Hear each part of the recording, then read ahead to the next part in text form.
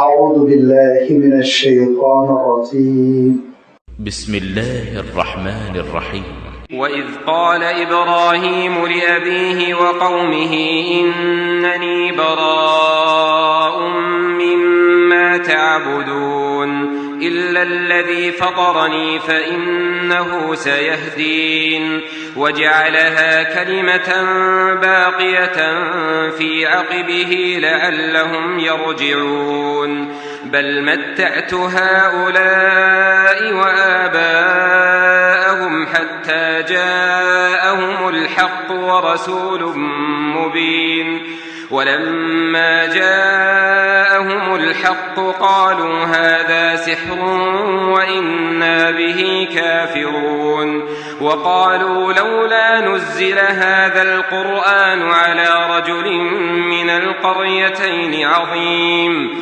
أهم يقسمون رحمة ربك نحن قسمنا بينهم معيشتهم في الحياة الدنيا ورفعنا بعضهم فوق بعض درجات ليتخذ بعضهم بعضا سخريا ورحمة ربك خير مما يجمعون ولولا أن يكون الناس أمة واحدة لجعلنا لمن يكفر بالرحمن لبيوتهم سقفا من فضة ومعارج عليها يظهرون ولبيوتهم أبوابا وسررا عليها يتكئون وزخرفا وإن كل ذلك لما متاع الحياة الدنيا والآخرة عند ربك للمتقين. صدق الله العظيم. الحمد لله رب العالمين والصلاة والسلام على سيد المرسلين وعلى آله وأصحابه أجمعين أما بعد. سورۃ الزخرف کا یہ تیسرا رکوع ہے جس کی بھی آپ کے سامنے تلاوت کی گئی. اس رکوع کی جملہ ان 10 آیتوں کا جن کا آغاز آیت نمبر 26 سے ہو رہا ہے اور اختتام آیت نمبر 35 پر ہو رہا ہے. ان آیتوں کا جو مفہوم ہے اس مفہوم کو سمجھنے سے پہلے ہم پچھلی آیتوں پر بھی ایک نگاہ ڈال لیں، کیونکہ پچھلی آیتوں سے مربوط اور پچھلی آیتوں میں جس حقیقت کو، جس مضمون کو اللہ تعالیٰ نے ارشاد فرمایا وہی سلسلہ یہاں پر جاری ہے. اللہ تعالیٰ نے سورۃ الزخرف میں یہ بات ارشاد فرمائی کہ یہ وحی الہی ہے جو پروردگار کی ایک عظیم الشان نعمت ہے. یہ رحمت باری تعالیٰ ہے جو انسانوں کے حق میں نازل ہو رہی ہے. اس کے نزول کا مقصد اصلاح ہے، اس کے نزول کا مقصد ہدایت ہے. یہ تھوڑی ہوگا کہ چند لوگوں کی نافرمانیوں کی وجہ سے، مخالفتوں کی وجہ سے، چند لوگوں کی سازشوں اور مکاریوں کی وجہ سے اللہ تعالیٰ اپنی اس نعمت سے، اپنی اس رحمت سے ساری انسانیت کو محروم کر دے. أَفَنَضْرِبُ عَنْكُمُ الذِّكْرَ صَفْحًا أَن كُنتُمْ قَوْمًا مُسْرِفِينَ کہ چند لوگ بغاوت کر رہے ہیں، چند لوگ ہیں جو کلام کی، اللہ تعالیٰ کے اس کلام کی ناقدری کر رہے ہیں. ان کی ناقدری کی وجہ سے، ان کی بغاوت کی وجہ سے، ان کی مخالفتوں کی وجہ سے اللہ تعالیٰ اپنی رحمت سے ساری انسانیت کو ہرگز محروم نہیں کرے گا. لہذا یہ اللہ تعالیٰ کی رحمت ہے جو نازل ہو کر رہے گی. یہ مخالفتیں، یہ بدتمیزیاں اے نبی، اے رسول، آپ کے ساتھ کوئی منفرد واقعہ نہیں ہے، بلکہ پچھلے نبیوں اور رسولوں کے ساتھ بھی یہی ہوتا رہا کہ جب جب اللہ کے ان برگزیدہ بندوں نے اللہ کے دین کو پیش کیا تو پھر لوگوں نے اس کو دل لگی سمجھا، ان کو ستایا، ان کو پریشان کیا، ان کی دعوت کو آگے نہ بڑھنے دینے کی سازش کی، لیکن فرمایا کہ فَأَهْلَكْنَا أَشَدَّ مِنْهُمْ بَطْشًا، ہم نے ہلاک کر دیا، تباہ کر دیا، اور رسولوں کی مدد ہوئی اور پھر ان کی بات غالب آئی، ان کا دین غالب آیا۔ جیسے یہ ایک اللہ تعالیٰ کا ایک بہت بڑا انعام ہے، اللہ تعالیٰ کا کلام وحی الہی جس کے نزول سے انسانی آبادی کو، جس کے نزول سے ساری بشری جو کمیونٹی ہے اس کو اللہ تعالیٰ مالا مال کر رہا ہے اپنی رحمتوں سے، ان کے ہدایت کا سامان کر رہا ہے، بالکل اسی طرح جس طرح وہ بارش برساتا ہے، پانی برستا ہے اور اس سے کھیتی باڑی ہوتی ہے، پانی برستا ہے اس سے زندگی کا سامان ہوتا ہے، پانی برستا ہے اس سے یہ زمین آباد ہوتی ہے، جس کو اللہ تعالیٰ نے مختلف الگ الگ مخلوقات سے آباد کیا۔ ان میں کچھ جانور ایسے ہیں جو تمہارے کام آتے ہیں اور تمہاری سواریاں وہ بنتے ہیں، تم ان پر سوار ہوتے ہو، اللہ کا شکر ادا کرو کہ اس نے تمہارے لیے کیسے کیسے انتظامات کر رکھے ہیں۔ وہی ہے جو تم کو اولاد دیتا ہے، وہی ہے جو تم کو سارے زندگی کے وسائل عنایت فرماتا ہے، اور تمہارا عالم یہ ہے کہ اللہ تعالیٰ کی نعمتوں کی ناقدری کرتے ہو، اور اللہ تعالیٰ کی نعمتوں کی ناقدری کرتے ہوئے تم اولاد میں خود فرق کرتے ہو، لڑکے میں اور لڑکی میں فرق کرتے ہو، اور تمہاری ذہنیت کا عالم یہ ہے کہ اپنے لیے لڑکی پسند نہیں کرتے ہو اور خدا کے لیے لڑکی تجویز کرتے ہو۔ چنانچہ عربوں کے درمیان ایک جو مشرکانہ رواج تھا کہ فرشتوں کو اللہ کی بیٹیاں کہتے تھے، اللہ تعالیٰ نے اس کی تردید فرما دی، اور پھر یہ ارشاد فرما کہ اللہ تعالیٰ کا جو دین ہے اس دین کو جب رسول اور نبی تمہارے سامنے پیش کر رہے ہیں تو تم مخالفت کرتے ہوئے کیا کہہ رہے ہو؟ یہ کہہ رہے ہو کہ ہم نے اپنے آبا و اجداد کو اس دین پر نہیں پایا، ہمارے ابا یہ نہیں کرتے تھے، ہمارے دادا یہ نہیں کرتے تھے، ہمارے خاندان کا یہ ماحول نہیں ہے۔ اِنَّا وَجَدْنَا آبَاءَنَا عَلَىٰ أُمَّةٍ وَإِنَّا عَلَىٰ آثَارِهِمْ مُقْتَدُونَ، ہم اپنے آبا و اجداد کے راستے پر چلیں گے۔ تو وہاں اللہ تعالیٰ نے ایک بات ارشاد فرمائی، اور دوسری بات ابھی یہاں آگے آ رہی ہے۔ اس موقع پہ میں آپ کی خدمت میں وضاحت رکھ چکا ہوں کہ وہاں اللہ تعالیٰ نے یہ بات ارشاد فرمائی کہ اگر آبا و اجداد کی پیروی کرنا ہے تو پھر دنیاوی معاملات میں کیوں نہیں کرتے؟ دنیاوی معاملات میں تو نئی سے نئی چیز، اچھی سے اچھی چیز اختیار کر جاتے ہو، اور جب دین کی بات آتی ہے تو یہ کہتے ہو یہ ہمارے گھر کا ماحول ہے، یہ ہمارے خاندان کی ریت و رواج ہے، رسم ہے، اس کو ہم چھوڑ نہیں سکتے۔ ارشاد فرمایا قال اولو جئتکم باہدی مما وجدتم علیہ آباءکم، اے نبی آپ یہ کہیے کہ میں جو دین لے کر آیا ہوں وہ دین ہدایت پر مبنی ہے، اور جس مذہب پر تمہارے آبا و اجداد نے زندگی بسر کی وہ ہدایت سے محروم تھی، لہذا اس ہدایت کو قبول کرو، اس نیک کام کو قبول کرو۔ یہ ایک چیز تو اللہ تعالیٰ نے ارشاد فرما دی کہ آبا و اجداد کا مسئلہ دین کے موقع پر آ جاتا ہے، دنیا کے موقع پہ نہیں آتا۔ آبا و اجداد کا مسئلہ ذاتی مفاد کے موقع پر نہیں آئے گا، ان کو پس پشت ڈال دیا جائے گا۔ میں نے عرض کیا تھا تفصیل کرتے ہوئے کہ کھیتی باڑی کرتے ہوئے ٹریکٹر لگاتے ہوئے نہیں کہیں گے ابا بیل چلاتے تھے میں بھی بیل چلاؤں گا، یہاں تو جو زیادہ ترقی یافتہ چیز ہے اس کو اختیار کر جائیں گے۔ اور میں نے یہ بھی عرض کر دیا تھا کہ پلین پہ چڑھتے ہوئے یہ نہیں کہیں گے کہ ابا اونٹ پہ سفر کرتے تھے میں بھی اونٹ پہ کروں گا، یہاں تو جو چیز زیادہ ترقی یافتہ ہوگی، نفع بخش ہوگی، اس چیز کو اختیار کر جاتے ہیں، اور دینی معاملات میں آبا و اجداد کی بات کر کے، خاندان کی بات کر کے دین کے احکام کو लौटाने की कोशिश करते हैं, न मानने की कोशिश करते हैं। इस एक चीज का तस्करा हो चुका है। अब आज एक दूसरी चीज आ रही है, इसका इशारा मैंने पिछले इतवार कर दिया था कि अगर आबा व अजदाद की पैरवी करना है तो जरा सोचो, तुम्हारे वालिद से अच्छे तो तुम्हारे दादा रहे होंगे और तुम्हारे दादा से परदादा, और ऐसे ही आगे बढ़ते चले जाओ, आगे बढ़ते चले जाओ। अगर हम ऐसे ही दीन के मामले में पीछे चलते चले जाएंगे, पीछे चलते चले जाएंगे, तो एक वक्त आएगा, एक मरहला आएगा कि हम सहाबा की जमात से जा मिलेंगे, और वो सबसे बेहतरीन जमाना है। उस जमाने को तुम अपनाओ। दीन में मतलूब यह है कि हम पीछे की तरफ चले, दुनिया में मतलूब यह है कि हम सामने की तरफ चले।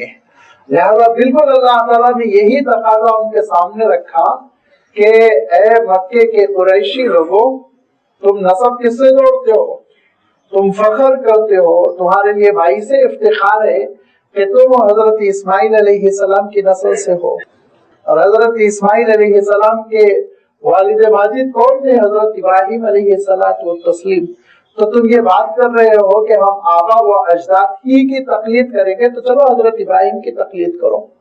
उनसे अफजल तो तुम्हारे अब्बा नहीं थे, उनसे अफजल तो तुम्हारे दादा नहीं थे। तो अगर तुमको पीछे चलना ही है तो ये 10-20 साल क्यों पीछे चलते चले जाओ, चलते चले जाओ, यहाँ तक के नबूवत के जमाने में पहुंच जाओ, और यहाँ तक के उस जमाने तक पहुंच जाओ जो खैरुल कुरून है, जो सबसे बेहतरीन जमाना है। और उस जमाने में जैसा दीन था वो दीन तुम अपना लो। लिहाजा तुम पीछे चलो। पीछे चलने के बाद से एक वक्त आएगा कि तुम देखोगे कि इस मक्के की सरजमीन पर, जो कि वादी गैर जीजर थी, कोई आबादी नहीं थी, यहाँ पर कोई घर नहीं था, यहाँ कोई गांव बसा हुआ नहीं था, लेकिन अल्लाह के एक बंदे ने हिजरत की थी और अपने फर्जंद को यहाँ छोड़ा था, हजरत इस्माइल अलैहिस्सलाम को। तो क्यों छोड़ा था, जरा गौर करो। उन्होंने क्या दुआ की थी? उन्होंने ये दुआ की थी, रब्बना इन्नी अस्कनतु मिन ज़ुर्रिय्यती बिवादिन गैरि ज़ी ज़र्इन इंद बैतिकल मुहर्रम रब्बना लियुक़ीमुस्सलाह। अल्लाह, मैं अपनी नस्ल को, अपने कुंबे को यहाँ आबाद कर रहा हूँ तेरे घर के पास। परवरदिगार, तेरे इबादत गुजार बने, तेरे नाम लेवा बने, नमाज कायम करने वाले बने, इबादतों का माहौल यहाँ पर वो पैदा करें। इस गर्ज से अल्लाह मैं कुर्बानी दे रहा हूँ। हजरत इब्राहिम अलैहिस्सलाम की ये कुर्बानी कबूल हुई। हजरत इस्माइल अलैहिस्सलाम परवान चढ़े और जमजम का बरामद होना, ये सारे वाकयात आपने बार बार सुने होंगे। और फिर उसके बाद से ये कि वहाँ पानी का कुआं निकल आने की वजह से और पानी का एक सोर्स पैदा हो जाने की वजह से जुरहुम कबीले का आकर आबाद हो जाना, और फिर उसमें हजरत इस्माइल अलैहिस्सलाम का निकाह होना, और वहां से हजरत इस्माइल अलैहिस्सलाम का कुंभा चला, और उसी कुंभे को फिर कुरैश के नाम से मौसूम किया गया। और ये वो कुरैश थे जिनको एक सरदारी का मकाम हासिल था। ये वो कुरैश थे जो चौधराहट कर रहे थे। किस वजह से? ये काबतुल्लाह की तवल्लियत की वजह से। किस वजह से? हजरत इस्माइल अलैहिस्सलाम की नस्ल में होने की वजह से। आलम ये था, दूसरे काफिले सफर करते तो लूट लिए जाते, कुरैश का काफिला सफर करता तो लोग ये कहते हैं कि ये काबतुल्लाह के मुतवल्ली है, ये काबतुल्लाह के खिदमत गुजार है, इनके काफिले को न छेड़ो। लिहाजा अल्लाह ताला इरशाद फरमाता है, इलाफी कुरैश इलाफिहिम रिहलतश शिता'i वस्सैफ। जरा कुरैश गौर करें कि वो सफर करते थे गर्मी में और सर्दी में। गर्मी में वो सफर करते थे मुल्क शाम का नॉर्थ की तरफ, सर्दी में वो सफर करते थे यमन का जुनूब की तरफ। और यमन में आप अजीब व गरीब तारीख है, उठाकर देखें कि पूरी दुनिया का गल्ला आता था, सामान आता था। हिंदुस्तान से मसाले जाते थे, तलवारें जाती थी, मंडी लगती थी, खूब खरीदते थे कुरैश के लोग और खूब माल खरीद कर मक्के मुकर्रमा ला रहे हैं। मक्के की मंडी में जितना बिक गया, उसके बाद बचा हुआ माल फिर वो ऊपर ले जा रहे हैं शुमाल में, नॉर्थ में, मुल्क के शाम में। वो रूमी हुकूमत एक जबरदस्त बाजार लगाती थी, उस बाजार में इनका माल बिकता, सोने के इवज बिकता, और फिर कमा के वो सोने के दिरहम दीनार लेकर आते। इस तरह से اللہ تعالیٰ نے کعبۃ اللہ کے صدقے میں، اللہ تعالیٰ نے اپنے گھر کے طفیل، اللہ تعالیٰ نے حضرت ابراہیم اور حضرت اسماعیل علیہ السلام کے صدقے میں ترقی دے رکھی تھی اور اتنی نعمتیں دے رکھی تھی. تو اللہ تعالیٰ ارشاد فرماتا ہے کہ تجعلون رزقکم، کہ تم نے اللہ کی ان نعمتوں کا بدلہ کیا دیا؟ ناشکری، شرک لے رہے ہو اللہ تعالیٰ سے، شکر ادا کر رہے ہو دوسروں کا، لہذا پیچھے کی طرف آگے بڑھو. تم یہ کہہ رہے ہو نا کہ ہم اپنے آبا و اجداد کے راستے پر چلیں گے، تو سب سے اچھا تو حضرت ابراہیم علیہ السلام ہے، ان سے بڑھ کر تمہاری تاریخ میں کوئی افضل شخصیت نہیں. ذرا حضرت ابراہیم علیہ السلام کے اسوے کی جانب دیکھو. وَإِذْ قَالَ إِبْرَاهِيمُ لِأَبِيهِ وَقَوْمِهِ إِنَّنِي بَرَاءٌ مِّمَّا تَعْبُدُونَ. اس وقت کو یاد کرو جب حضرت ابراہیم علیہ السلام ہجرت کر رہے تھے.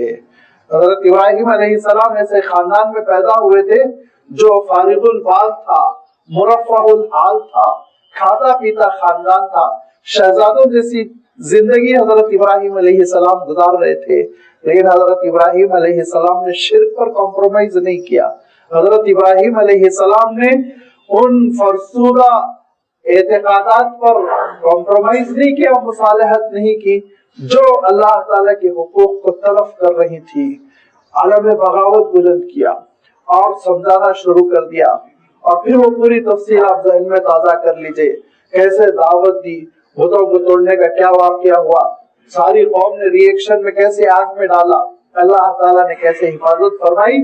اور پھر جب یہ شہرت ہوئی کہ ایک نوجوان ایسا ہے اس کو آگ میں ڈالا گیا، تب بھی اس کو آگ نقصان نہیں پہنچا سکی، تو بادشاہ نے خود طلب کیا. نمرود نے مناظرہ کیا، حضرت ابراہیم علیہ السلام کے دلائل کے آگے اس کو خاموش ہو جانا پڑا. فبہت الذی کفر، سختی اس کے اوپر بولتی بند ہو گئی، ایک سکتہ طاری ہو گیا. لہذا حضرت ابراہیم علیہ السلام نے جب دعوت دین کا غلبہ کر دیا لوگوں کے سامنے، تو بادشاہ نے کہا کہ آپ اپنے بیٹے کو چلتا کر دیجئے، یہاں سے آپ روانہ کر دیجئے، ورنہ آپ کے پورے خاندان کا بائیک آؤٹ کر دیں گے، سب کو ہم تیتر بتر کر دیں گے. اب آزر حضرت ابراہیم علیہ السلام کے والد، وہ حضرت ابراہیم علیہ السلام کو بلا کے کہتے ہیں بیٹے اب یہ ٹرننگ پوائنٹ ہے، یا تو تم ہمارے دین پر آ جاؤ یا پھر ملک چھوڑ کر چلے جاؤ. تو حضرت ابراہیم علیہ السلام کیا کہتے ہیں؟ حضرت ابراہیم علیہ السلام کہتے ہیں وَإِذْ قَالَ إِبْرَاهِيمُ لِأَبِيهِ وَقَوْمِهِ إِنَّنِي بَرَاءٌ مِّمَّا تَعْبُدُونَ، میں بری ہوں جن کی آپ عبادت کرتے ہیں. اس وقت کو یاد کرو جب کہا ابراہیم نے لِأَبِيهِ اپنے والد سے، وَقَوْمِهِ اپنی ساری قوم سے، إِنَّنِي بے شک میں، بَرَاءٌ مِّمَّا تَعْبُدُونَ جو کچھ پوچھ رہے ہو اس سے بری ہوں، میرا کوئی تعلق نہیں. اور سورہ ممتحنہ میں تو اور زیادہ کھل کر حضرت ابراہیم علیہ السلام کی بات اللہ تعالیٰ نے ارشاد فرمائی کہ دیکھو ابراہیم اور ان کے ساتھی تمہارے لیے نمونہ ہے کہ وہ جب ملک چھوڑ کر جا رہے تھے تو حضرت ابراہیم علیہ السلام نے کیا کہا تھا؟ حضرت ابراہیم علیہ السلام نے کہا تھا میں تمہارے شرک سے بری ہوں. اور کیا کہا تھا آگے بڑھ کر؟ یہ وہ حضرت ابراہیم علیہ السلام جو بڑے نرم دل تھے، یہ وہ حضرت ابراہیم علیہ السلام جن پر بہت جلدی گریہ طاری ہو جاتا تھا، رو دیتے تھے، سخت دل نہیں تھے حضرت ابراہیم علیہ السلام. لیکن اللہ کے دین کے معاملے میں حضرت ابراہیم علیہ السلام کا موقف کیا تھا؟ اللہ تعالیٰ ارشاد فرماتا ہے کہ حضرت ابراہیم علیہ السلام ہجرت کرتے ہوئے جو خطاب کر رہے تھے اس میں یہ ارشاد فرما رہے تھے کہ دیکھو میں بری ہوں تمہارے شرک سے، اور قد بدا بیننا وبینکم العداوۃ والبغضاء حتی تؤمنوا باللہ وحدہ، ہمارے تمہارے درمیان لڑائی چھڑ چکی ہے. قد بدا بیننا وبینکم العداوۃ والبغضاء، دوریاں نفرتیں پیدا ہو چکی ہیں کہ اگر تم اپنے خدا کے نہیں ہوتے تو تم کسی کے نہیں ہوتے، لہذا تمہارے ساتھ میری کسی قسم کی کوئی لائلٹی نہیں ہے، میں تم سے بری ہوں، دور ہو رہا ہوں، نکل رہا ہوں، ہجرت کر رہا ہوں. اور یہ وہ توحید ہے جس کے سلسلے میں اللہ تعالیٰ نے اپنی کتاب میں اور جس کے سلسلے میں اللہ کے رسول صلی اللہ علیہ وسلم نے اپنی پوری زندگی میں ہم کو یہ درس دیا کہ توحید پر کمپرومائز نہیں ہو سکتا، شرک پر اتحاد نہیں ہو سکتا، ہر انسانی خدمت پر اتحاد ہو سکتا ہے اور ہر بھلائی فلاح بہبود کے کام پر اتحاد ہو سکتا ہے، شرک پر نہیں ہو سکتا۔ اسلام اور شرک ساتھ نہیں چل سکتے، یاد رکھیے۔ لہذا ایک مسلمان شرک سے اتنا بری ہوتا ہے کہ اللہ کے رسول صلی اللہ علیہ وسلم جو مکہ مکرمہ کے 13 سالوں میں سارے انسانیت کے حقوق ادا کرتے چلے گئے، بیواؤں کی آپ دستگیری فرماتے تھے، یتیموں کے سر پر دست شفقت آپ رکھتے تھے، پریشان حالوں کے کام آپ آتے تھے، مجبوروں اور لاچاروں کی مدد آپ کیا کرتے تھے، لیکن جب ایمان اور کفر کا معاملہ آیا تو اللہ تعالیٰ نے کہا ہے نبی آپ کہیے قل یا ایھا الکافرون لا اعبد ما تعبدون۔ یہ نہیں ہو سکتا کہ ہم شرک میں تمہاری رعایت کر جائیں، تمہارے پوجا میں ہم شریک ہو جائیں کہ تم آؤ عید کے دن ہمارے ساتھ نماز میں کھڑے ہو جاؤ اور ہم آ جائیں گے گنیش وسرجن کے دن تمہارا ساتھ دے دیں گے، نعوذ باللہ۔ یہ نہیں ہو سکتا، یہ نہیں ہو سکتا۔ صلی اللہ علیہ وسلم نے فرمایا اس معاملے میں کوئی اتحاد نہیں، اس معاملے میں کوئی کمپرومائز نہیں، اس معاملے میں کوئی مصلحت نہیں، کوئی دوراندیشی نہیں، یہاں تو ساری چیزیں ختم، بس اللہ کا کلمہ۔ فرمایا حضرت ابراہیم نے اس وقت کیا کہا تھا، وَإِذْ قَالَ إِبْرَاهِيمُ لِأَبِيهِ وَقَوْمِهِ إِنَّنِي بَرَاءٌ مِّمَّا تَعْبُدُونَ، میں بری ہوں، لا تعلق ہو، میرا کوئی تعلق نہیں جن کی تم پوجا کرتے ہو، جن کی تم عبادت کرتے ہو۔ إِلَّا الَّذِي فَطَرَنِي، میں صرف اور صرف اس کی عبادت کرتا ہوں جس نے مجھے پیدا کیا، فَطَرَنِي، جس نے مجھے وجود بخشا، جس نے مجھے زندگی دی، میں اللہ تعالیٰ کے سوا کسی کی عبادت نہیں کرتا ہوں۔ اور تم یہ سمجھ رہے ہوں گے کہ اتنی بڑی سلطنت سے، اتنی بڑی مملکت سے میں لڑائی مول لے رہا ہوں تو میں ضائع ہو جاؤں گا، اور ایسا نہ ہو میں قصہ پارینہ بن جاؤں، بھلا دیا جاؤں، لوٹ لیا جاؤں، مار ڈالا جاؤں۔ یاد رکھو کچھ بھی ہو میں توکل کر رہا ہوں، اعتماد کر رہا ہوں اللہ تعالیٰ کی ذات پہ، فَإِنَّهُ سَيَهْدِينِ، وہ راستہ دکھائے گا، وہ ہدایت دے گا مجھے۔ اور یہ کہتے ہوئے حضرت ابراہیم علیہ السلام نے ہجرت کی، اور پورا ملک شرک پر، اور پورے ملک سے حضرت ابراہیم علیہ السلام ناراض ہو کر چلتے چلے گئے۔ مصر پہنچے، وہاں بھی شرک، وہاں پہ بھی اظہار برات، آگے بڑھتے چلے گئے، اور ملک شام پہنچے، فلسطین سے کچھ پہلے بیر سبا نامی ایک علاقہ ہے جہاں حضرت ابراہیم علیہ السلام پہنچے، وہاں قیام فرمایا تو دیکھا یہاں کے لوگ نرم دل ہے اور حضرت ابراہیم علیہ السلام کی دعوت توحید قبول کرتے چلے جا رہے ہیں۔ پھر حضرت ابراہیم علیہ السلام آگے بڑھتے چلے گئے، اور موجودہ دور میں جس کو یروشلم کہتے ہیں، بیت المقدس، وہ پار کرتے ہوئے حبرون الخلیل جو شہر ہے وہاں تک پہنچے، اور اس پوری پٹی کو حضرت ابراہیم علیہ السلام نے اسلام سے روشناس کروایا، توحید سے واقف کروایا۔ اور پھر اس کے بعد سے حضرت ابراہیم علیہ السلام کا وہ امتحان پیش آیا کہ حضرت اسماعیل علیہ السلام کی ولادت، اور پھر ان کو مکہ مکرمہ میں لا کر آباد کرنا۔ لازمی بات ہے وہ تفصیل یہاں نہیں آ رہی ہے، وہ سورہ صافات میں ہے، وہ سورۃ الشعراء میں ہے، اس کا کچھ حصہ سورۃ البقرہ میں ہے، کچھ حصہ سورۃ القصص میں ہے، اور وہ ساری چیزیں آپ کے سامنے سے گزرتی رہتی ہے۔ لہذا اب آگے حضرت ابراہیم علیہ السلام نے جو بات کہی وہ پیش کرنے سے پہلے ایک اور میں قرآن مجید کا ایک اعجاز، ایک حسن دبے دبے انداز میں جو بات اللہ تعالیٰ ارشاد فرماتا ہے اس کی جانب اشارہ کروں گا۔ یہاں پر مسئلہ چل رہا ہے جس کو میں نے یاد دلا دیا، پچھلی آیتوں میں گزر چکا ہے کہ اللہ کے رسول صلی اللہ علیہ وسلم نے دعوت حق پیش فرما دی، کہا یہ اللہ کا دین ہے، اس کو مانو۔ تو انہوں نے کہا کہ سارے خداؤں کو یہ خدا بنا دیا، یہ نہیں ہو سکتا۔ وہ ابا جس کے لیے منتیں کرتے تھے، امی جس کی پوجا کرتے تھے، نانی ماں جس کے لیے نظر و نیاز کرتے تھے، وہ سب کو ہم نہیں چھوڑیں گے۔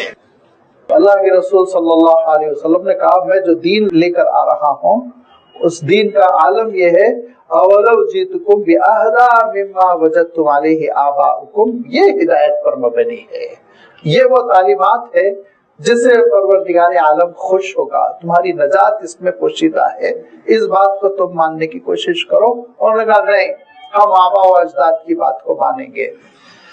اس مینٹلٹی کو آپ سامنے رکھیے، اور پھر آپ دیکھیے کہ حضرت ابراہیم علیہ السلام کے جد امجد ہے، اور حضرت ابراہیم علیہ السلام سے رشتہ جوڑنے میں، نسب جوڑنے میں بہت فخر کرتے ہیں، لہذا کرو تم فخر، لیکن ذرا ابراہیم علیہ السلام کو دیکھو، وَإِذْ قَالَ إِبْرَاهِيمُ لِأَبِيهِ وَقَوْمِهِ، حضرت ابراہیم علیہ السلام نے اپنے باپ اور دادا کے دین کو نہیں پکڑا وحی الہی آنے کے بعد۔ ایک دوسری بات بھی اللہ تعالیٰ نے ارشاد فرما دی، وحی الہی کے آنے کے بعد حضرت ابراہیم علیہ السلام نے اپنے والد کے احترام میں، دادا کے احترام میں، پردادا کے احترام میں اس پرانے دین کو نہیں پکڑا، اٹھا کر پھینک دیا، اور کیا کہا کہ اننی براء مما تعبدون۔ تو حضرت ابراہیم علیہ السلام کی اور آبا و اجداد کی پیروی کرنا ہو تو حضرت ابراہیم علیہ السلام کے اس مسئلے میں پیروی کرو کہ انہوں نے اپنے محض والد ہونے کی وجہ سے یہ کہہ گے کہ ابا آپ میرے ابا ہے، میرے والد ہے، آپ کے احترام میں خاموش بیٹھ جاؤں گا، ٹھیک ہے، جیسا چل رہا ہے خاندان چلتا رہے، جو پرانی روش پر زندگی بسر ہو رہی ہے وہی بسر ہوتی رہے گا، نہیں، میں جھگڑا کروں گا، میں اسلام پیش کروں گا۔ پھر فوراً اللہ تعالیٰ قرآن مجید میں یہ پہلو بھی پیش کر دیتا ہے کہ حضرت ابراہیم علیہ السلام بڑے نرم دل تھے، اور جب ان کے والد نے کہا گھر سے نکل جاؤ تو حضرت ابراہیم علیہ السلام نے یہ نہیں کہا کہ آپ تھوڑی ہوتے کھانا پینا دینے والے، آپ تھوڑی خدا میں نکل کے جا رہا ہوں، نہیں، حضرت ابراہیم علیہ السلام نے کہا سلام علیکم، اللہ آپ پر سلامتی نازل کرے، ابا آپ مجھے گھر سے نکال رہے ہیں، میں گھر سے جا تو رہا ہوں، سوف استغفر لک ربی، اللہ تعالیٰ سے برابر آپ کے لیے دعائیں مغفرت کرتا رہوں گا۔ اتنے نرم دل والد کے مسئلے میں، لیکن توحید کا مسئلہ آ رہا ہے تو کتنے سخت۔ تو دوسری بات اللہ تعالیٰ نے اشاروں میں فرما دی کہ حضرت ابراہیم علیہ السلام کے نام لیوا ہو تو تم یہ کیوں کہہ رہے ہو کہ ہم اپنے آبا و اجداد کے مذہب پر چلیں گے؟ ابراہیم نے یہ نہیں کہا، ابراہیم علیہ السلام نے کہا دین حق آ چکا ہے، اسی پہ میں مروں گا مٹوں گا، آبا و اجداد کا راستہ میں چھوڑ دوں گا۔ لہذا ہر دو اعتبار سے اللہ تعالیٰ نے یہاں قریش کے لوگوں کو متنبہ کیا کہ نمبر ایک یہ کہ اگر آبا و اجداد کی تقلید کرنا ہے تو سب سے افضل جو ہے وہ حضرت ابراہیم علیہ السلام، ان کے راستے پر چلو، اور دوسرا یہ کہ آبا و اجداد کی پیروی گمراہی کے معاملے میں نہیں ہوتی ہے۔ دیکھو حضرت ابراہیم علیہ السلام نے کیسے خیر بات کہا اور کیسے دوری اختیار کر لی شرک سے، لہذا وہ حضرت ابراہیم علیہ السلام کا اسوہ اپناؤ کہ حضرت ابراہیم علیہ السلام نے صاف کہا کہ میں غیر اللہ میں سے کسی کی عبادت کرنے والا نہیں، عبادت کروں گا الا الذی فطرنی، اسی پروردگار کی جس نے مجھے پیدا کیا، فإنہ سیہدین، وہی راستہ بھی بتائے گا، وجعلها کلمۃ باقیۃ فی عقبہ، اور یہی نہیں بلکہ اپنے اس فیصلے کو، اپنے اس کلام کو، اپنی اس دعوت کو وہ باقی رکھنے والا بنا دیا اپنی نسل کے لیے۔ کیا کیا حضرت ابراہیم علیہ السلام نے؟ جب پیرانہ سالی ہوئی، ضعیفی ہوئی، اور حضرت ابراہیم علیہ السلام کو یہ امکان محسوس ہوا کہ اب یہ وقت رخصت ہے، تو اپنے پوتوں کو، اپنے بیٹوں کو، جتنی اپنی نسل تھی ان سب کو جمع کیا، اور اللہ تعالیٰ صاف ارشاد فرماتا ہے کہ حضرت ابراہیم علیہ السلام نے کہا کہ لا تموتن الا وانتم مسلمون ان اللہ اصطفى لكم الدین، میرے بچوں اللہ تعالیٰ نے جس دین کے لیے تم کو منتخب کیا بہت بڑی نعمت ہے، بہت بڑی نعمت ہے، کبھی اس دین کو نہ چھوڑنا، اور ولا تموتن الا وانتم مسلمون، ہمیشہ اسلام کو تھامے رہنا تاکہ موت بھی آئے تو تمہاری اسلام پر آئے، خاتمہ ہو تو خاتمہ بالخیر ہو، ایمان پر خاتمہ ہو، شرک تمہارے اندر نہ پیدا ہو۔ اپنے آل اولاد کو سمجھایا، نصیحت کر دی، اور پھر دوسری چیز جب اللہ تعالیٰ کے دربار میں رجوع ہوئے تو یہ کہا کہ پروردگار یہ جو بت ہے نا، یہ بتوں کو بنانا اور ان بتوں کو پوجنا یہ انسانیت کے لیے بہت بڑی وبا ہے، بیماری ہے، تباہی ہے، اللہ میری نسل کو ان بتوں کی پرستش سے آپ محفوظ رکھیں۔ دعا کرتے ہوئے حضرت ابراہیم علیہ السلام نے کہا کہ انہن اضللن کثیرا من الناس، ان بتوں نے تو بہت بگاڑ پیدا کیا ہے، پروردگار اس شرک نے انسانوں کو بہت تباہ کیا ہے، میری نسل کو آپ بت پرستی سے ہمیشہ کے لیے محفوظ کر دیجئے۔ دعا بھی کی حضرت ابراہیم علیہ السلام نے، اور علاج بھی کر دیا، سمجھا بھی دیا، بٹھا کے نصیحت بھی کر دی، تو فرمایا وَجَعَلَهَا كَلِمَةً بَاقِيَةً فِي عَقِبِهِ، ان کی بعد میں آنے والی جو نسل تھی اس کے لیے آپ نے یہ اسوہ چھوڑا، یہ نمونہ چھوڑا، اور یہ اپنی دعوت باقی رکھی کہ ہمیشہ بس توحید کی ڈگر پر رہو لعلہم یرجعون، تاکہ جب کبھی یہ لوگ بگڑ جائیں تو لوٹ کر توحید کی طرف آ جائیں۔ اور یہی وہ حضور اکرم صلی اللہ علیہ وسلم کی دعوت ہے جو اللہ کے رسول صلی اللہ علیہ وسلم نے بھی اپنی امت کے لیے چھوڑا، اور یہی وہ وجہ ہے کہ آپ دیکھیں گے کہ جب امت کے کچھ لوگ اس ڈگر سے ہٹنے لگتے ہیں تو پھر اللہ کے نیک بندے کھڑے ہو جاتے ہیں، توحید کی طرف بلاتے ہیں، اس دین کی جانب دعوت دیتے ہیں جو دین اللہ کے رسول صلی اللہ علیہ وسلم پر نازل ہوا تھا، لعلہم یرجعون، تاکہ لوگ لوٹ کے اللہ کی طرف آتے رہیں، تاکہ لوگ اللہ تعالیٰ کے دین کی جانب رجوع کرتے رہیں۔ اس سلسلے میں پچھلی امتوں میں کوتاہی ہوئی، حضرت موسیٰ علیہ السلام کی امت نے، حضرت عیسیٰ علیہ السلام کی امت نے اس بات کا اہتمام نہیں کیا کہ گاہے وہ اپنے نبی اور اپنے رسول کی دعوت کو تازہ کرتے، زندہ کرتے، اس کا احیاء کرتے۔ لہذا جب انہوں نے یہ فریضہ انجام نہیں دیا تو دھیرے دھیرے ان کے مذاہب بدل گئے، دھیرے دھیرے ان کے مذاہب ایسے ہو گئے جس کی مثال وہ آپ نے سنی ہوگی کہ حوض میں بادشاہ نے کہا دودھ ڈالو، ہر آدمی نے سوچا میں ایک بالٹی پانی ڈالوں گا تو کیا حرج، لہذا صبح اٹھا تو دیکھا حوض پانی سے بھرا ہوا ہے، ایک بکیٹ بھی دودھ نہیں، تو خالی پانی ہی پانی۔ دین میں ملاوٹ ہی ملاوٹ، اتنی ملاوٹ ہو گئی، اصلی دین کیا تھا آج پتہ نہیں ہے۔ تعلیمات کیا تھی حضرت موسیٰ علیہ السلام کی، تعلیمات کیا تھی حضرت عیسیٰ علیہ السلام کی، اس کا ہم کو پتہ نہیں۔ اگر پتہ بھی چلتا ہے تو بس اللہ تعالیٰ کے کلام کے ذریعے سے، قرآن مجید کے ذریعے سے۔ قرآن مجید جتنا تعارف کراتا ہے اتنا ہی ہمارے سامنے آتا ہے، باقی ساری چیزوں پر انہوں نے دھول اور مٹی ڈال کر رکھ دی۔ اللہ تعالیٰ ارشاد فرماتا ہے لعلہم یرجعون، تاکہ لوگ لوٹ کر اللہ کے دین کی طرف آئیں۔ اسی لیے اللہ تعالیٰ کے اصلی دین کو پیش کرتے رہنا چاہیے، یہ بھی ہماری ذمہ داری ہے جس کی جانب اللہ تعالیٰ نے اشارہ فرمایا کہ حضرت اسماعیل علیہ السلام کی دعوت جو حضرت ابراہیم علیہ السلام ہی کی دعوت تھی، وہ دعوت قریش میں آ کے کیوں غائب ہو گئی، کیوں ان کے اندر شرک پیدا ہو گیا، دھیرے دھیرے صراط مستقیم سے یہ کیوں ہٹ گئے؟ بل متعت هؤلاء وآباءهم حتی جاءهم الحق ورسول مبین، یہ اس لیے ہٹ گئے کہ ہم نے ان کو زندگی کا سامان فراوانی کے ساتھ عطا کیا۔ بل متعت هؤلاء وآباءهم، اور ان کے آبا و اجداد کو ہم نے خزانے کھول دیے، دولت ملی، قافلے کامیاب ہو گئے، اور تجارت ان کی کامیاب ہو گئی، اور اس کی وجہ سے دولت کی ریل پیل میں انہوں نے اللہ تعالیٰ کے دین کو بھلانا شروع کر دیا، فراموش کر دیا اللہ تعالیٰ کے دین کو۔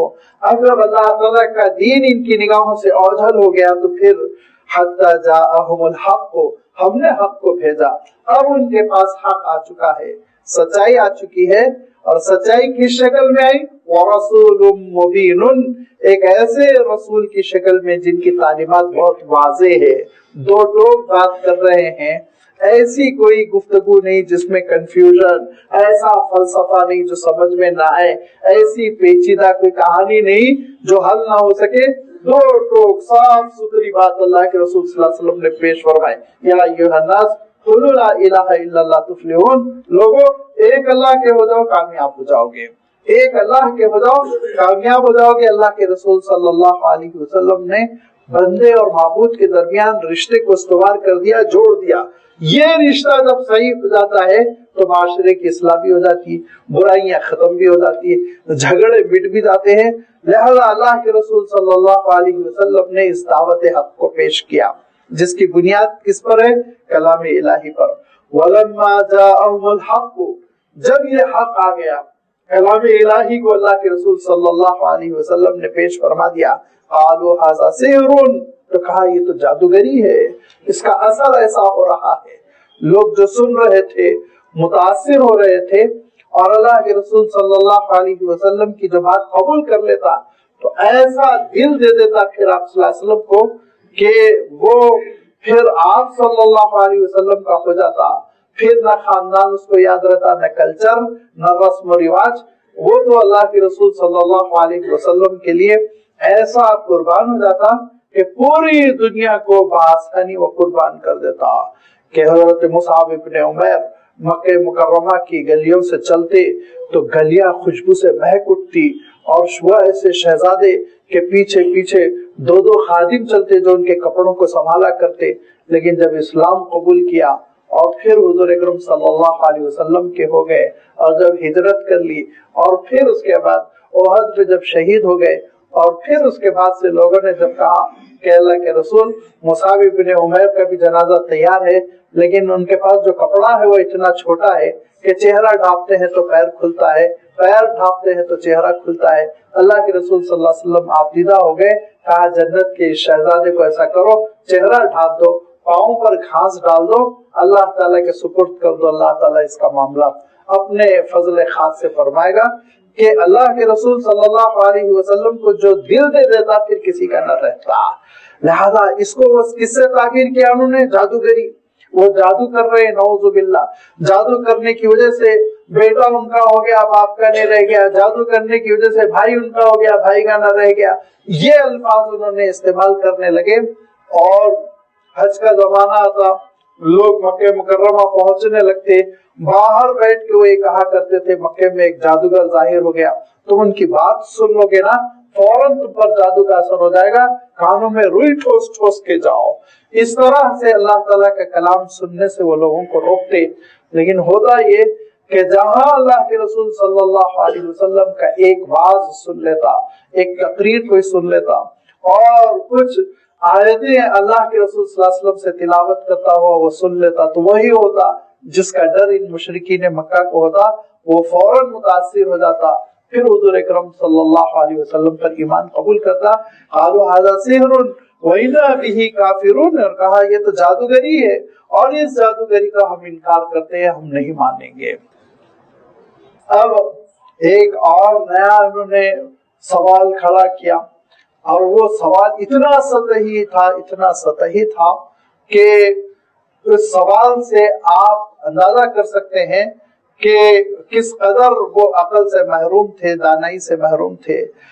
پہلے تو انہوں نے یہ سوال کیا جس کا اللہ تعالیٰ نے سورۃ الفرقان میں جواب دیا کہ یہ بشر کیوں رسول بن کر آئے, کوئی فرشتہ رسول بن کر کیوں نہیں آیا.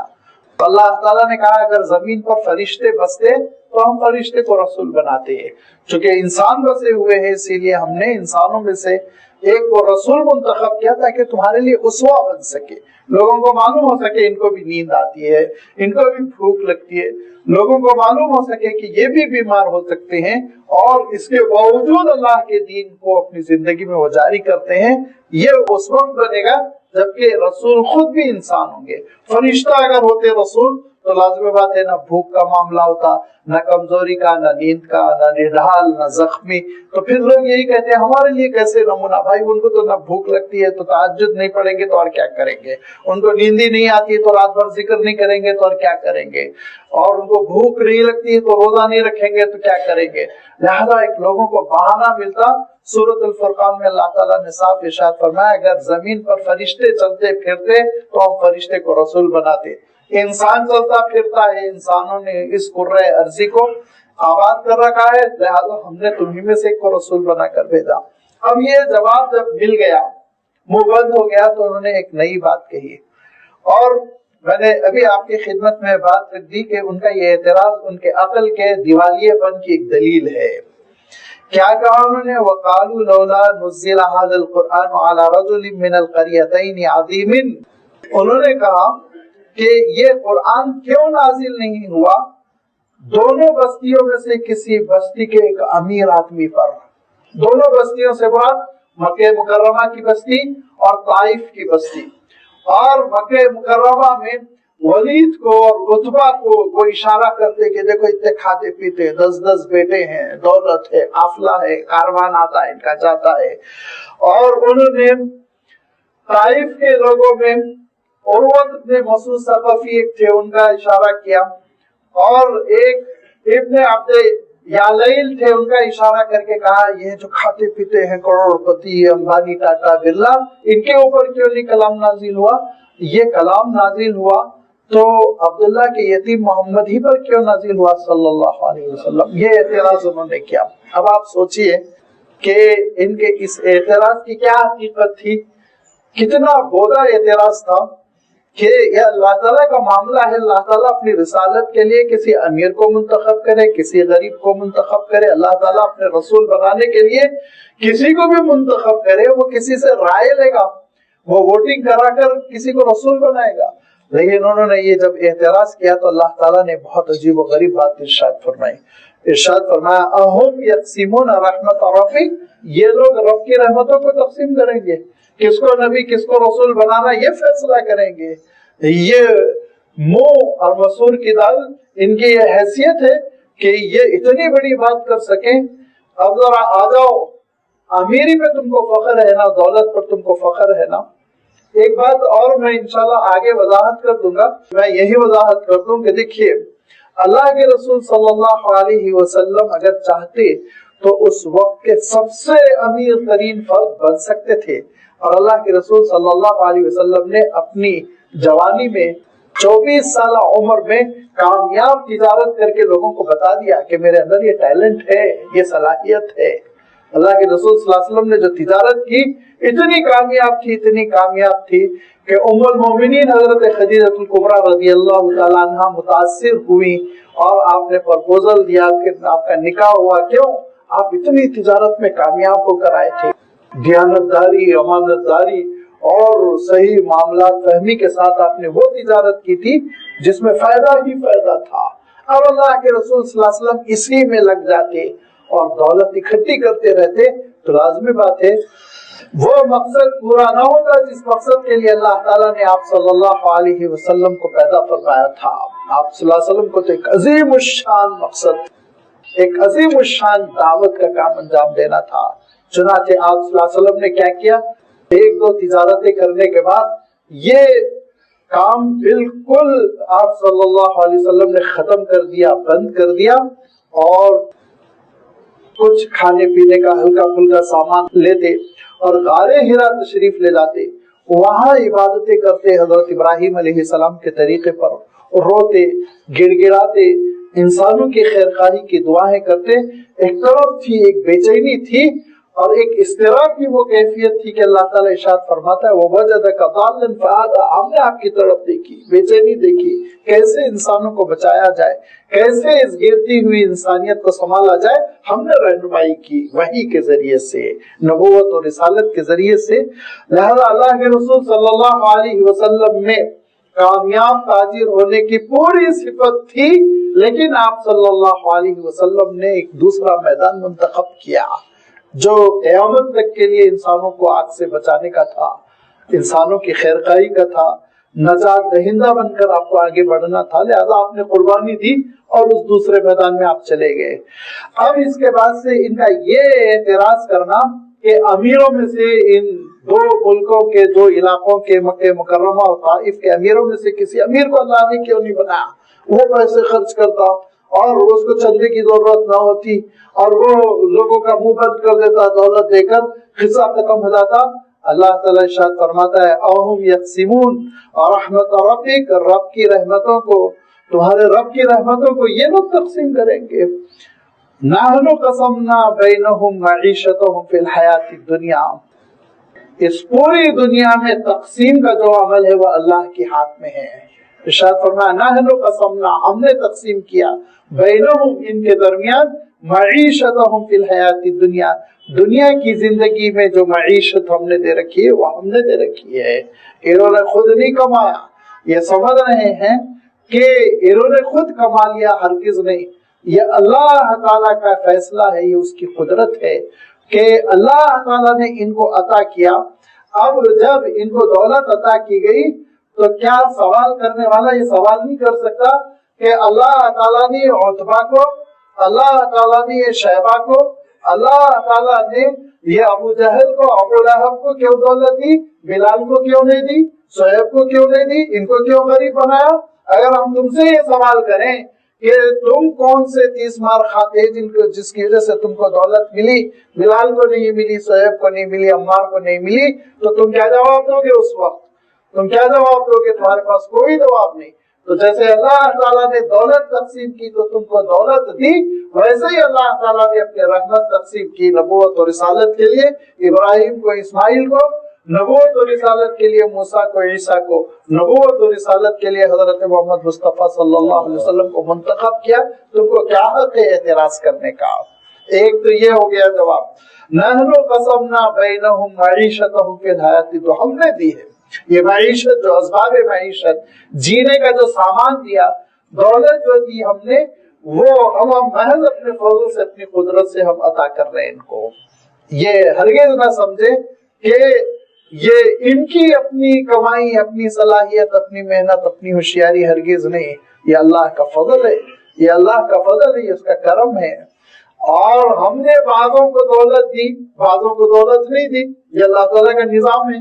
کیوں؟ وَرَفَعْنَا بَعْضَهُمْ فَوْقَ بَعْضٍ دَرَجَاتٍ لِيَتَّخِذَ بَعْضُهُمْ بَعْضًا سُخْرِيًّا، ہم نے بعضوں کو بعضوں کو جو فضیلت دی، بعض لوگوں کو بعض چیزوں میں جو ہم نے عنایت کی ہے، بعض صلاحیتیں بعضوں کو دی، بعض صلاحیتیں دوسروں کو دی۔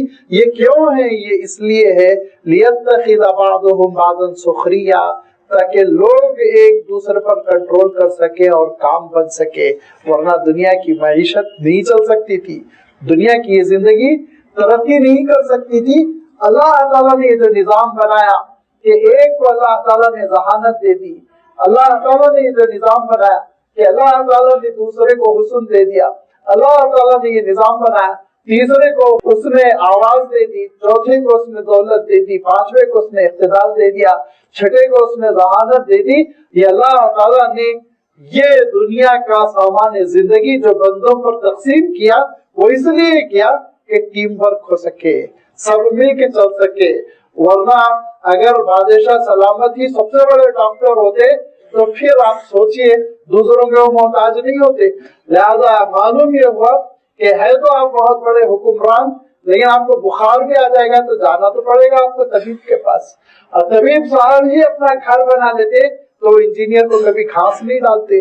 لہذا اللہ تعالیٰ نے ان کو انجینئر کا مجبور رکھا، اور انجینئر صاحب خود ہی بلڈنگ کنسٹرکشن کر لیتے تو بیچارے مزدوروں کو تو مزدوری نہیں ملتی، لہذا وہ مزدوروں کے ہاتھ پیر پکڑ پکڑ کے لاتے نہیں اسپاٹ پہ اور ان سے تعمیر کا کام کرواتے نہیں۔ لہذا معمار کو اللہ تعالیٰ نے ایک صلاحیت دی، لہذا اللہ تعالیٰ نے حکمران کو ایک حکومت دی، دولت مند کو اللہ تعالیٰ نے دولت دی، ذہین کو اللہ تعالیٰ نے ذہانت دی۔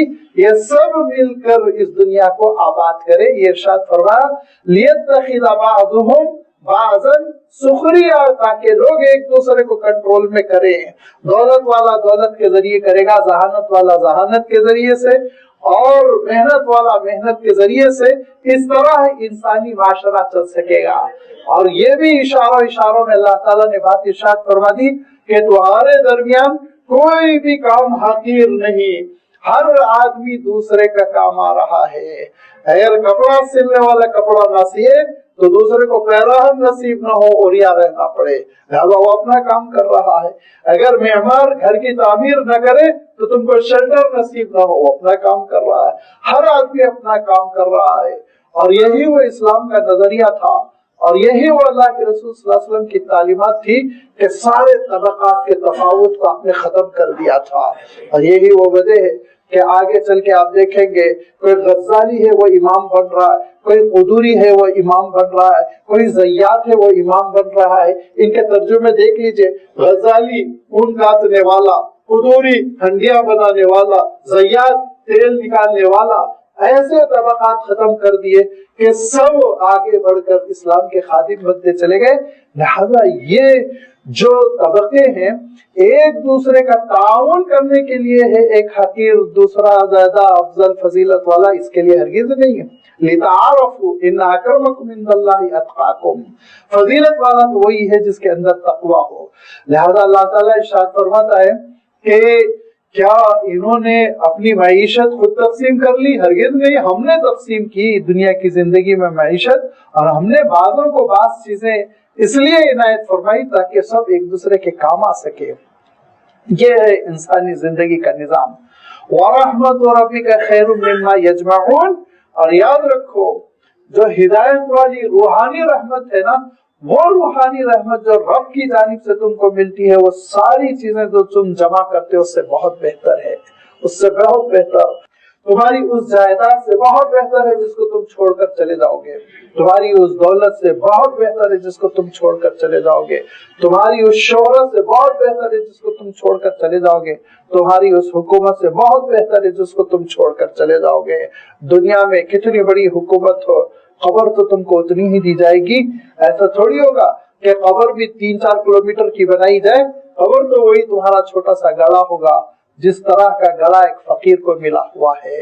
دنیا میں چاہے جتنی دولت ہو، لیکن قبر میں تم کو فرنیچر نہیں ملے گا، اے سی نہیں ملے گا، قبر تو وہی گڑھا ہوگا جو غریب کو ملے گا۔ لہذا ارشاد فرمایا کہ یاد رکھو وہ رحمت جو تم کو پروردگار کی جانب سے توفیق کی شکل میں مل رہی ہے، ہدایت کی شکل میں مل رہی ہے، اسلام کی شکل میں مل رہی ہے، اس رحمت سے بہتر کوئی چیز نہیں ہے۔ جتنی چیزیں تم جمع کر رہے ہو ان ساری چیزوں میں اللہ کے رسول صلی اللہ علیہ وسلم فرماتے تھے انسان کی وفات ہو جاتی ہے 3 چیزیں ہوتی ہیں، ایک اس کی دولت جو آنکھ بند ہونے کے ساتھ پیچھا چھڑا لیتی ہے، ایک آل اولاد جو قبرستان لے جانے تک ساتھ دیتی ہے، فرمایا تیسری چیز باقی رہتی ہے اس کا اپنا عمل، اس کی اپنی نیکیاں، وہ ہمیشہ اس کے ساتھ رہیں گی۔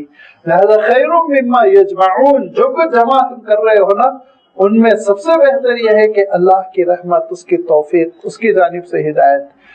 اور آگے چل کے ارشاد فرمایا دنیا کی ان نعمتوں کو، دنیا کی دولت کو اور دنیا کے حسن کو، دنیا کے ساز و سامان کو تم اتنی اہمیت دے رہے ہو، اللہ کے نزدیک اس ساز و سامان کی کیا اہمیت ہے، جس کو اللہ کے رسول صلی اللہ علیہ وسلم فرمایا کرتے تھے، اکثر و بیشتر آپ صلی اللہ علیہ وسلم یہ فرمایا کرتے تھے کہ اگر یہ دنیا اللہ تعالیٰ کے نگاہوں میں مچھر کے پر کے برابر بھی اہمیت رکھتی تو اللہ تعالیٰ کافر کو تو ایک گھٹ پانی نہ دیتا، لیکن اللہ تعالیٰ کے نزدیک اس دنیا کی کوئی اہمیت نہیں ہے۔ لہذا اس حقیقت کو اللہ تعالیٰ نے کیسے بیان فرمایا؟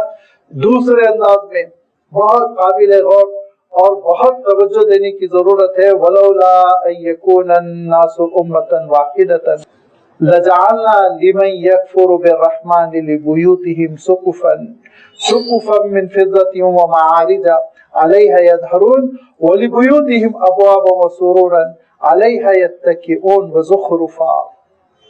اگر ایک اندیشہ نہ ہوتا، وہ اندیشہ کیا ہے اس کو میں ذرا مؤخر کروں گا، بعد میں بتا دوں گا، مگر ایک بات آپ ذہن میں رکھیے کہ اللہ تعالیٰ ارشاد فرما رہا ہے اگر ایک امکان نہ ہوتا تو ہم کیا کرتے؟ ہم یہ کرتے کہ لمن یکفر بالرحمن، رحمان کے جتنے منکر ہیں نا، کافر، ان منکروں اور کافروں کو، ان کے گھروں کو اور گھروں کی چھتوں کو اور ان چھتوں تک پہنچنے کی سیڑھیوں اور زینوں کو اور ان کے گھر کے دروازوں کو اور ان کے گھر میں بچھے فرنیچر اور گھر کی جو تخت ہوتی ہے ان تختوں کو ہم سب کو چاندی کا بنا دیتے، چاندی کا دے دیتے، ہم سب کو چاندی کا کر دیتے، سلور کا، ان کے گھر کو، ان کے گھر کی چھت کو، در و دیوار کو، ان کے فرنیچر کو، سب کو ہم چاندی کا کر دیتے۔ چاندی ہی نہیں، وزخرفاً، سونے کا بھی ہم کر دیتے، چھت بھی سونے کی، سیڑھی بھی سونے کی، بستر بھی سونے کا، اور بیٹھنے کی کرسیاں، فرنیچر سب سونے کا ہم بنا دیتے۔ کن کے لیے؟ لمن یکفر بالرحمن، رحمان کے منکرین کے لیے، کافروں کے لیے ساری چیزیں ہم سونے کی کر دیتے، پوری دنیا انہی کو دے دیتے۔ لیکن ایسا کرنے میں ایک اندیشہ تھا، ایسا کرنے میں ایک امکان تھا، وہ امکان یہ تھا یکون الناس امۃ واحدۃ، کہ لوگ سب کے سب پھر کفر پر گرنے لگتے، سب کے سب یہ کہتے ارے کافر بننے سے سونا مل رہا ہے، کافر بنو، آزمائش میں پڑ جاتے، لہذا پورے کے پورے لوگ کفر پر گرنے لگتے۔ اسی لیے ہم نے یہ کیا کہ سونا اور چاندی اور کیش اور دولت کو ہم نے محنت کے ذریعے سے دینے کا فیصلہ کر لیا، جو محنت کرے گا ہم اس کو دے دیں گے، جو اس کے لیے محنت نہیں کرے گا ہم اس کو نہیں دیں گے۔ لہذا ہمارے نزدیک نہ سونے کی اہمیت ہے نہ چاندی کی اہمیت ہے، اور ہمارے نزدیک یہ اتنی غیر اہم چیزیں ہیں، اتنی غیر اہم چیزیں ہیں، یہ ساری کی ساری چیزیں ہم اہل کفر کو دے دینا چاہتے ہیں، یہ ساری کی ساری چیزیں اہل کفر کو دے دینا چاہتے ہیں، لیکن اہل کفر کو ہم دے دیں گے تو یہ ڈاؤٹ ہے، یہ امکان ہے अच्छे फिर इस इम्तिहान में, इस आजमाइश में फेल हो जाएंगे और उनके पैर फिसल जाएंगे और कुफर की तरफ चले जाएंगे, मासूम लोगों का नुकसान हो जाएगा। इसीलिए हमने कहा ठीक है, ना अहले कुफर को दो ना अहले ईमान को दो, जो उसके लिए असबाब इख्तियार कर रहा है उसको दे दो। इरशाद फरमाया वलौला यकुना अन्नासु उम्मतन वाहिदा, अगर ये इम्कान ना होता कि सारे के सारे लोग एक ही दीन इख्तियार करने वाले बन जाएंगे, ये इम्कान ना होता तो हम क्या करते, जालना लिमन यकफुर बिर्रहमान, हम बना देते रहमान के काफिरों के लिए उनके घरों की छतों को, और मारिजा, मेहराज आपने सुना, उसी से मारिजा का लफ्ज सीढ़ी चढ़ना, ऊपर की तरफ बुलंदी की तरफ चढ़ना, तो सीढ़ियों को जिसके जरिए से वो छतों पर चढ़ते हैं, वलुबुयूतिहिम अबवाबन, और उनके घरों के दरवाजों को, वसुरुरन, और उनके बिछौनों को, बिस्तरों को, उनके बेड्स को, अलैहा यत्तकीऊन, जिसपे के वो आराम करते हैं, तकिया करते हैं और टेक लगा कर बैठते हैं, ये सब को हम चांदी का बना देते, और चांदी ही क्या, वो ज़ुख़रुफ़न, हम सोने का बना देते हैं, सोने का बना देते, ले जाओ दुनिया को। लेकिन फिर लाज़मी बात है वो दीन से महरूम हो जाते, और जब अहले कुफर को सारी ये नेमतें मिल जाती तो फिर अच्छे लोग अपने ईमान को नहीं बचा पाते। हम जैसे कमजोर लोग ये समझते अरे भाई कुफर ही से तो सारी नेमतें मिल रही, चलो कुफर की तरफ आगे बढ़ते चले जाओ। बस कुछ ही अल्लाह वाले होते जो शायद साबित कदम रह पाते। लिहाजा अल्लाह ताला ने कहा कि ईमान वालों को मुसीबत में न डाला जाए, ईमान वालों की आजमाइश इतनी सख्त न कर दी जाए कि वो बेचारे ईमान से हाथ धो बैठे। इसीलिए अल्लाह ताला ने कहा ठीक है, दुनिया हम उसको दारुल अस्बाब बना रहे हैं, जो मेहनत करेगा उसको दुनिया मिलेगी, जो मेहनत करेगा उसको दुनिया की खेती हाथ लगेगी। और बात ये कि जो अल्लाह ताला की रहमतें हैं, हिदायत इलाही के शक्ल में, तौफीक इलाही की शक्ल में, रूहानियत और इबादत गुजारी और बंदगी और जन्नत का रास्ता, नबियों और रसूलों का रास्ता, उसको हमने फिर मुनहसिर कर दिया, मौकूफ कर दिया दुआओं पर, तलब पर कि बंदे जो अपने अंदर तलब पैदा करेंगे, जिनके अंदर तलब होगी, उनको जरूर हम आखिरत की कामयाबी से हमकिनार करेंगे। व इन कुल्लु ज़ालिका लम्मा मताउल हयाती दुनिया, ये सारी चीजें, ये सोना चांदी, कैश, बैंक बैलेंस, दौलत, घर महल, ये सारी चीजें फरमाए व इन कुल्लु ज़ालिका लम्मा मताउल हयाती दुनिया, ये सब दुनिया का साजो सामान है, दुनिया की जिंदगी गुजारने के लिए साजो सामान है। दुनिया की जिंदगी आरजी है, ये सामान आरजी है।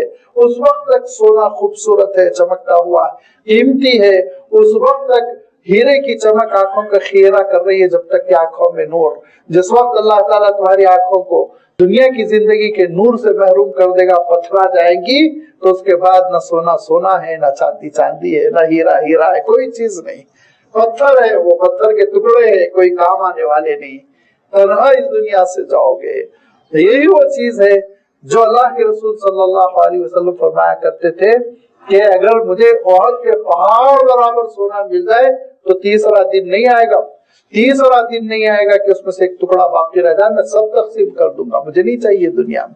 तो अल्लाह के रसूल सल्लल्लाहु अलैहि वसल्लम ने जो बात इरशाद फरमाई वो ये कि हम दुनिया की हकीकत को समझे।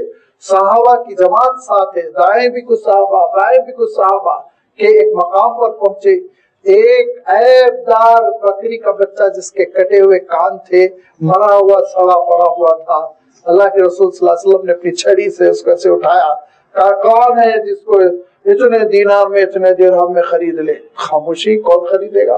कहा एक दिरहम में खरीद लो, एक का। कौन है जो एक दिरहम में इसको खरीदेगा? खामोशी, किसी ने कोई जवाब नहीं दिया। कहा अच्छा कौन है जिसको मुफ्त उठा ले, मुफ्त ले जाए? तो सहाबा ने कहा अल्लाह के रसूल यूं ही ऐबदार है, बोले यूं ही ऐबदार है और फिर मरा हुआ है, मर चुका है, मुर्दा है, क्या करेंगे हम घर उठाकर ले जाकर? फरमाया देखो इतनी ही है दुनिया, दुनिया ऐसे ही है, बोले इतनी हकीकत है दुनिया की, ऐबदार है, भरी हुई है, तुम इसकी हकीकत को नहीं समझ रहे हो। अगर इसकी हकीकत को समझ लो तो एक दिरहम, एक दीनार में तुम इस दुनिया को नहीं लेना चाहोगे। ये बहुत बेवफा है, ये बहुत बेवफा है। आज तुम्हारा साथ दे रही है اور آج تمہارے ساتھ سیلیبریٹ کر رہی ہے، تم انجوائے کر رہے ہو، لیکن اتنی بے وفا ہے، اتنی بے وفا ہے کہ جیسے ہی تمہاری آنکھ بند ہو جائے گی تو معلوم یہ ہوا یہی دنیا تمہارے دشمن کے ساتھ، یہی دنیا تمہارے دوست کے ساتھ، یہی دنیا تمہاری اولاد کے ساتھ سیلیبریٹ کرے گی، تم کو بلا دے گی، تمہاری ضرورت بھی اس دنیا میں باقی نہیں رہ جائے گی۔ تو تمہارے ساتھ جو چیز آنے والی ہے وہ تمہارے اپنے اعمال ہے، اعمال پہ توجہ دو، اعمال پہ توجہ دو۔ اللہ کے رسول صلی اللہ علیہ وسلم تاکید فرماتے تھے کہ دینار اور درہم اور کپڑے اور کپڑوں کے پیچھے پڑے رہنے والے وہ ہلاک ہو جاتے ہیں، برباد ہو جاتے ہیں۔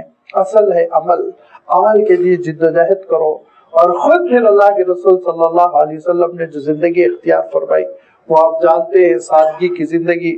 میں نے بھی عرض کیا تھا اگر آپ چاہتے بڑی عالمی تجارتوں کے ذریعے سے اللہ کے رسول صلی اللہ علیہ وسلم اس مقام تک پہنچ جاتے جہاں تک پہنچنا کسی کے لیے ممکن نہ ہوتا۔ آپ کی ذہانت، آپ کا معاملہ فہمی، آپ کی دیانت، آپ کی امانت داری کون سی صفت تھی جو اللہ کے رسول صلی اللہ علیہ وسلم کو دنیا میں کامیاب نہ کراتی؟ لیکن اللہ کے رسول صلی اللہ علیہ وسلم نے اپنے اس پہلو کو قربانی دے کر چھوڑ دیا اور اس پہلو کو اختیار کیا، سادگی کا پہلو۔ مدینہ منورہ تشریف لائے اور 7ویں مہینے آپ کی جھوپڑی تیار ہو گئی تھی، چھوٹا سا وہ حجرہ۔ ہو سکتا آپ کو بے ادبی محسوس ہو رہی ہو، میں نے لفظ جھوپڑی استعمال کیا، لیکن وہ چھوٹا سا حجرہ کہ حضرت بی بی عائشہ رضی اللہ تعالیٰ عنہ کہتی ہے میں جب سیدھی کھڑی ہو جاتی تو میرا سر چھت کو لگنے لگتا۔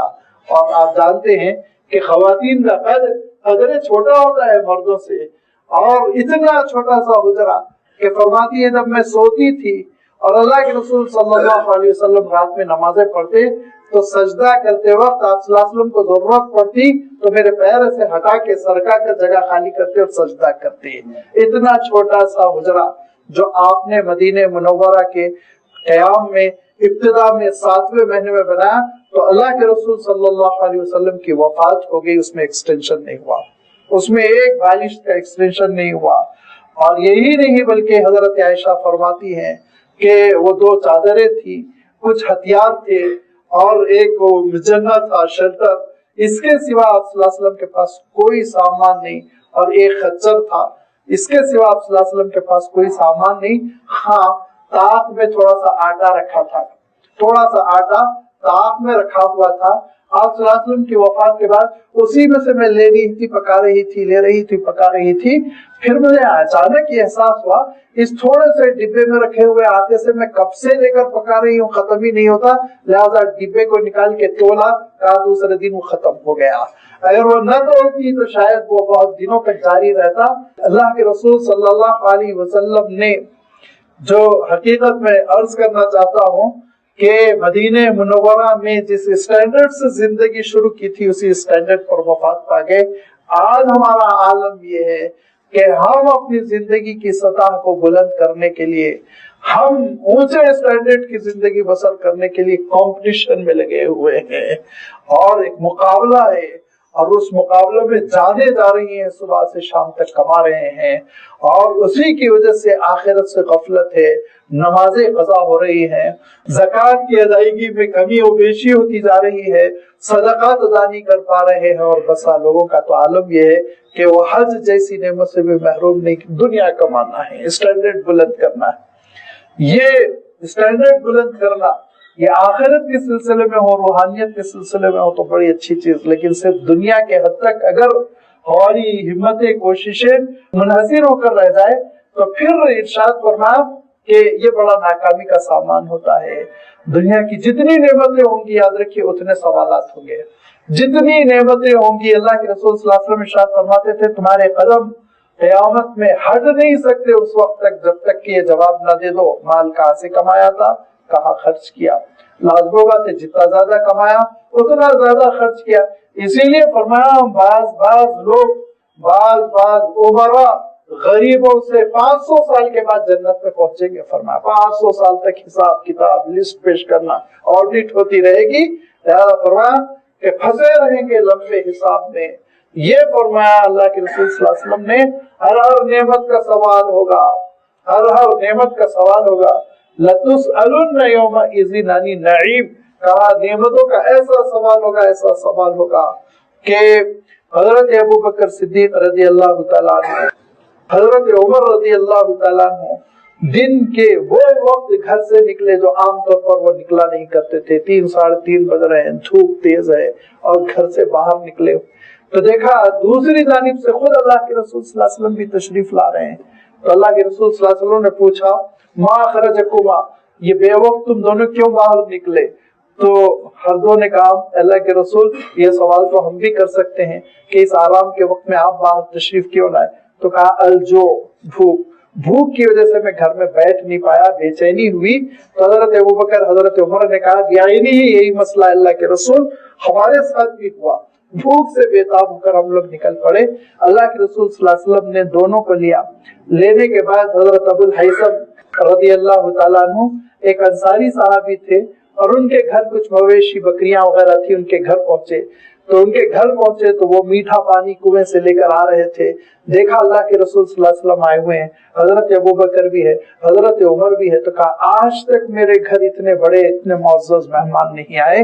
فوراً میٹھا پانی رکھا، کھجوریں رکھی اور اس کے چھری اٹھائی. تو اللہ کے رسول صلی اللہ علیہ وسلم نے کہا دیکھو دودھ دینے والی بکری کو ہرگز ذبح نہ کرنا، ایسی بکری یا ایسا بچڑا وہ ذبح کرو جو تمہارے کام نہیں آ رہا ہو. تو انہوں نے کہا اللہ کے رسول آج مجھے آپ خدمت کرنے دیجئے، میں خدمت کروں گا.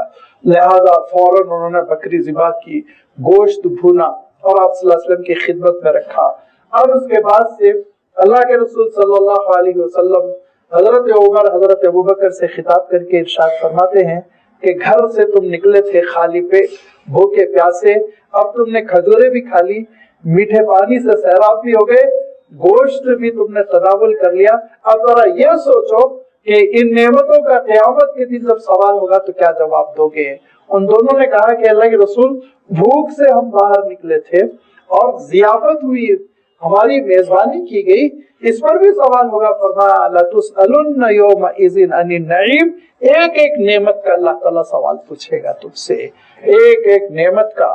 یہ جواب دہی کا احساس کہ اللہ تعالیٰ نے جو نعمتیں مجھے عنایت فرمائی، وہ نعمتیں جو عارضی ہیں، وہ نعمتیں جو دائمی ہیں، ساری نعمتوں کا رب مجھ سے قیامت کے دن سوال کرے گا. یہ احساس اگر پیدا ہو گیا تو زندگی متقی، زندگی تقوی والی.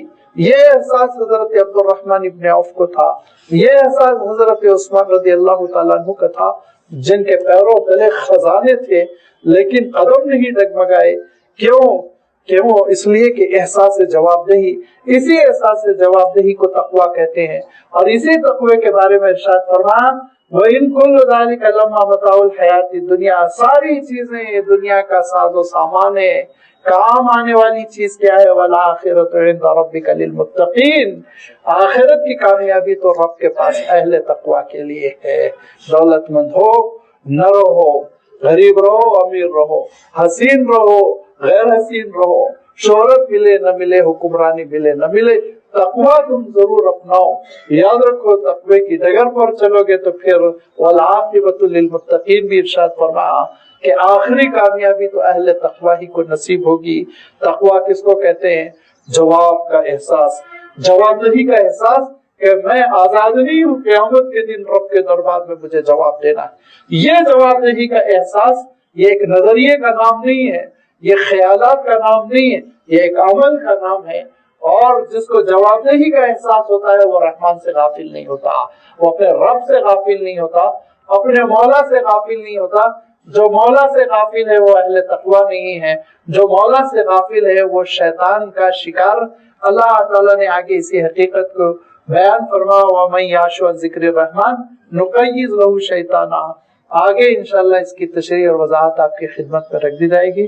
وآخر دعوانا ان الحمد للہ رب العالمین.